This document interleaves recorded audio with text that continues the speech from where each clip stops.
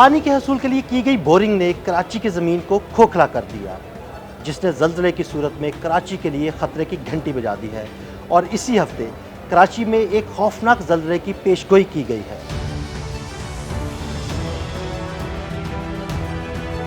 تاریخی طور پر دیکھا جائے تو کراچی کبھی بھی کسی بڑے زلزلے کی زد میں نہیں آیا، لیکن حالیہ زلزلوں کے جھٹکوں نے شہریوں میں خوف کے ساتھ ساتھ کئی طرح کے سوالات کو جنم دیا ہے۔ نجی ادارے earthquake news and research centre نے اسی ہفتے کراچی میں شدید زلزلے کا خدشہ ظاہر کیا ہے۔ Earthquake news and research centre کے CEO محمد شہباز لغاری نے خبردار کیا ہے کہ کراچی میں آنے والے حالیہ زلزلوں کو نظر انداز نہ کیا جائے۔ جمعرات کی رات سے ہفتے کی رات کے دوران کراچی میں زیادہ شدت کے زلزلے آ سکتے ہیں۔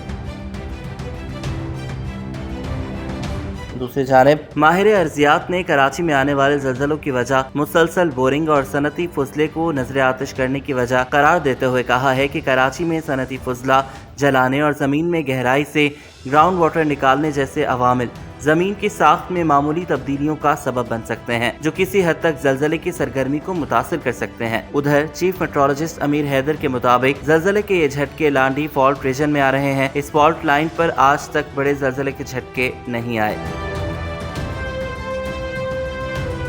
کراچی کی دوسری فالٹ لائن تھانہ بولا خان کے قریب ہے اور یہ دونوں متحرک فالٹ لائنز ہیں۔ ان دنوں میں معمولی شدت کے زلزلے رپورٹ ہوتے ہیں۔ کیتھر کے قریب میں بھی باؤنڈری لائن ہے، یہاں معتدل شدت کے زلزلے رپورٹ ہوتے رہتے ہیں۔ فالٹ لائن کو معمول پر آنے میں چند روز لگ سکتے ہیں۔ اس فالٹ لائن پر آئندہ چند روز تک زلزلے کے جھٹکے محسوس کیے جا سکتے ہیں۔ چیف میٹرولوجسٹ امیر حیدر کا کہنا ہے کہ فالٹ لائن زمین میں موجود دراڑ کو کہا جاتا ہے، توانائی کے دباؤ کی صورت میں پیدا ہوتی ہے۔ زیر زمین جب کافی زیادہ مقدار میں توانائی جمع ہو جاتی ہے تو پھر فالٹ لائن اپنی انرجی چھوڑتی ہے، جس کی وجہ سے زلزلے آنا شروع ہوتے ہیں۔ چیف میٹرولوجسٹ امیر حیدر کے مطابق فالٹ لائن سے لاتعداد ہوتی ہیں، جن کی گنتی تقریباً ممکن ہے۔ اس کی کافی ساری اقسام ہوتی ہیں، جیسے کہ کچھ فعال یعنی متحرک ہوتی ہیں، کچھ کی شناخت کر لی جاتی ہے، جبکہ کچھ ناقابل شناخت ہوتی ہیں۔ ان کی تعداد اور نوعیت کا اندازہ نہیں لگایا جا سکتا۔ امیر حیدر کے مطابق شہر میں موجود فالٹ لائنز اس نوعیت کی ہیں کہ وہ کم شدت کے زلزلوں کی وجہ بنتی ہیں، جس کے باعث شہر قائد زلزلوں سے محفوظ رہتا ہے۔